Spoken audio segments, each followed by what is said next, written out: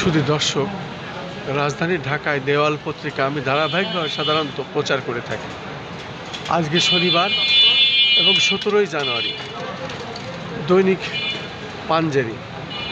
দৈনিক পাঞ্জেরি প্রথম পাতায় ছেপেছে লাল অক্ষরে শোকসভায় খালেদা জিয়ার ত্যাগ, সংযম, দৃঢ়তাকে স্মরণ আমরা দেখতে পাচ্ছি।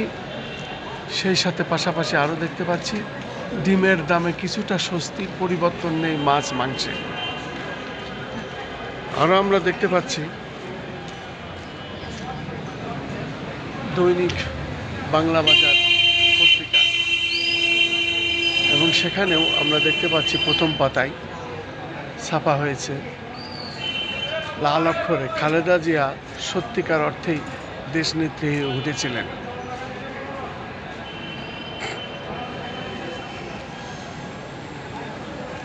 এবং আরও দেখতে পাচ্ছি জামাতের 11 দলীয় জোটে ভাঙন, একক নির্বাচনের ঘোষণা ইসলামী আন্দোলনের। এবং আরও দেখতে পাচ্ছি আমরা একজন খালেদা জিয়া ছিলেন বলেই সার্বভৌমত্ব সুরক্ষিত ছিল, রুহুল কবির রিজভী।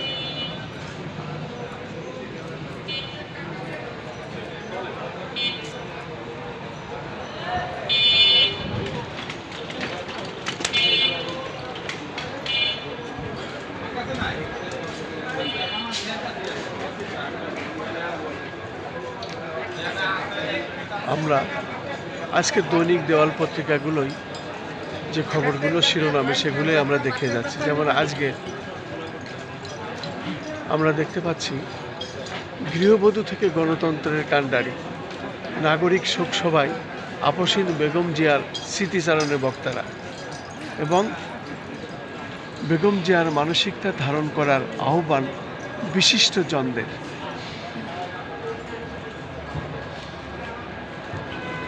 পাশাপাশি আমরা আরও দেখতে পাচ্ছি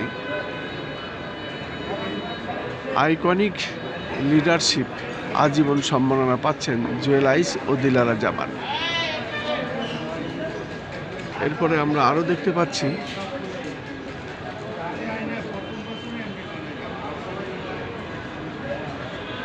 ডিমের স্বস্তি, মুরগিতে অস্বস্তি, সরবরাহ না বাড়ায় কমছে না সবজির দাম।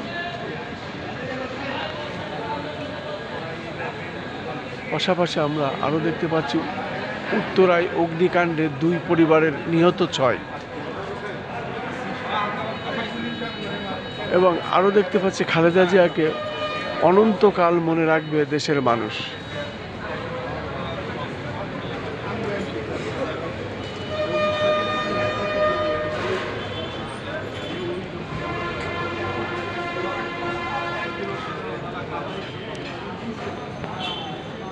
এবং আরও দেখতে পাচ্ছি বৈধ 18 প্রার্থী বাতিল, 21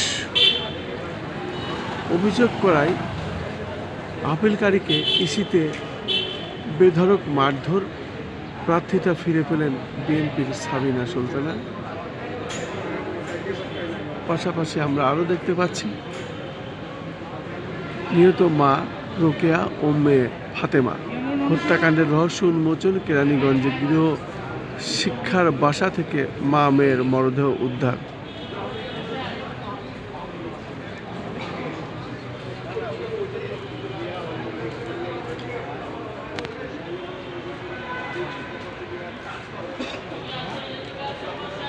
এই ছিল মোটামুটি আজকের দেওয়াল পত্রিকার বিশেষ শিরোনামগুলি।